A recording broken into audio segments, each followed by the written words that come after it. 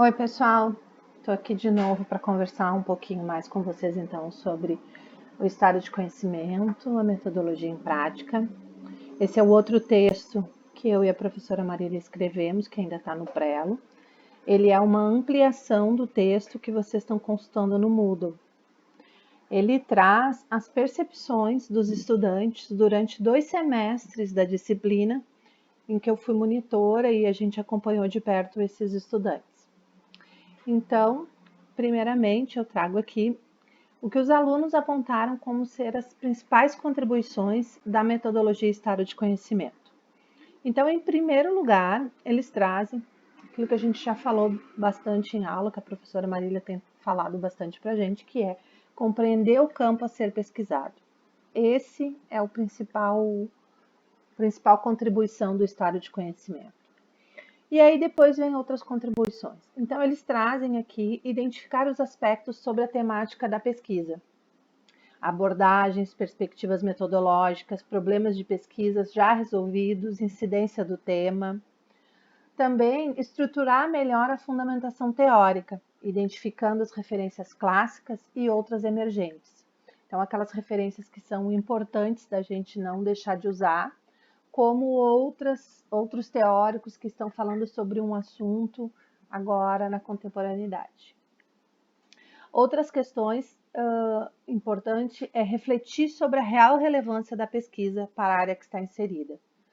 Porque às vezes uma temática já está muito desgastada, né? Ou a gente quer pesquisar algo que já foi pesquisado, que já foi respondido. Então, a gente poder fazer essa reflexão a partir dos trabalhos que a gente vai ler. Uma questão que é bem importante também é definir os critérios metodológicos dos instrumentos de coleta, como amostragem, tempo disponível para a coleta e análise dos dados. Ao fazer a análise no estado de conhecimento, a gente se depara com esses aspectos que muitas vezes a gente não sabe muito bem como definir, principalmente no mestrado, que o tempo é mais curto. Então, a gente fazendo essa análise dos materiais, a gente vai poder fazer escolhas mais corretas com o tempo que a gente tem e também com o tipo de problema e de objetivo que a gente quer resolver com a nossa pesquisa. E possibilitar, né, uma aproximação maior com o campo científico que está sendo estudado. Então, o que está sendo estudado, por quem, onde e como. Então, é ter essa noção sobre a temática que a gente pretende desenvolver. Alguns aspectos que os estudantes apontaram sobre o uso dos repositórios e bases de dados. Então, né, a professora indica na disciplina e no texto também a gente indica utilizar o Banco Digital de Teses e Dissertações do Instituto Brasileiro de Informação, Ciência e Tecnologia, o IBICT, certo? Mas, né, conforme o orientador de vocês, alguns bancos podem ser necessários ou o orientador peça. Né? O Banco de Teses e Dissertações da CAPES, que normalmente ele tem as mesmas que tem aqui no IBICT, ou então, às vezes, trabalhar com artigos em bancos próprios de acordo com as nossas temáticas. E aqui a gente cita a AMPA e a AMPED, né, que foram citados pelos estudantes, que eles foi necessário, dependendo da temática que eles estavam pesquisando, eles buscarem em GTs específicos dessas associações. Algo mais aprofundado sobre aquela temática. E isso também acontece às vezes com eventos específicos sobre determinado tema. Mas aí, como já foi falado, vai depender da orientação que o orientador de vocês der para a análise de vocês. E aí algumas questões que eles trouxeram. A dificuldade de não existir um padrão para a apresentação dos trabalhos entre os repositórios e até mesmo dentro de um único repositório, né, dentro do próprio IBICT, como o IBICT traz trabalhos dos repositórios das instituições, então tem trabalho que vai ter a referência completa, tem trabalho que vai ter resumo, tem trabalho que não vai ter resumo, depende muito de como a instituição disponibiliza o material para o IBICT. Então, isso dificulta, porque daí tem que estar avançando, né, para dentro do repositório da instituição para poder ter acesso a algumas informações. Alguns trabalhos, como eu falei, não apresentavam mesmo no trabalho completo, eles não apresentavam um resumo completo, nem título, as palavras-chave não estavam relacionadas ao tema, então isso também dificultava. Às vezes vem na busca trabalhos não adequados com as palavras-chave que a gente está buscando, porque o título fala uma coisa e o trabalho fala outra, porque o resumo e assim por diante. E aí, dois aspectos que eles trazem, que é o seguinte para reflexão. Temas que apontavam uma vasta produção, então possibilitando a consideração de que já se trata de um tema muito explorado, e temas que apresentavam pouca produção, levando a pensar que há um certo desinteresse por aquela temática ou ele é um tema pouco investigado. Então, isso faz com que a gente reflita naquele outro aspecto lá, no início, que é a relevância do trabalho, da pesquisa que a gente vai desenvolver. E aí os estudantes apresentaram alguns desafios e eu trago aqui os 4 principais apontados por eles na metodologia e que para vocês vai servir já para que vocês possam estar refletindo nesse caminho aí que vocês vão estar construindo. Então, como a gente já falou também naquele outro vídeo, a escolha dos descritores.